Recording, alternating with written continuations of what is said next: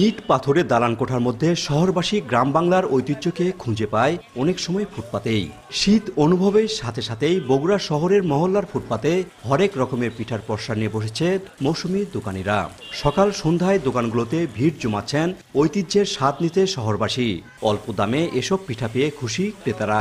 চিটা পিঠা খেতে এসেছি, আমি আম্মু আব্বুর জন্য চিটা পিঠা বাসায় নিয়ে যাব। এখানে রেডিমেড পিঠা বিক্রি হচ্ছে এবং খুব ভালো পিঠা 12 থেকে 13 ধরনের পিঠা এখানে হয়। বাড়িতে এটা হবে না, 2-3টা আইটেম আছে যেটা বাড়িতে কোনো দিনই সম্ভব হবে না।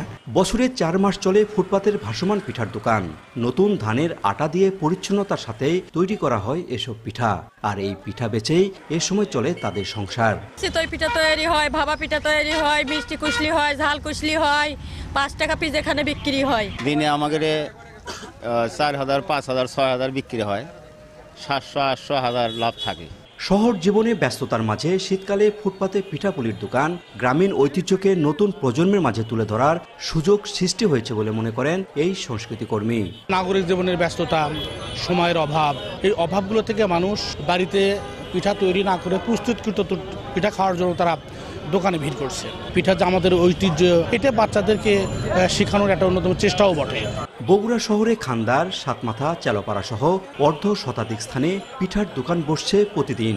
দোকানগুলোতে প্রতিদিন বিক্রি হচ্ছে লক্ষাধিক টাকার পিঠা। মাজিদুর রহমান, সময় সংবাদ, বগুড়া।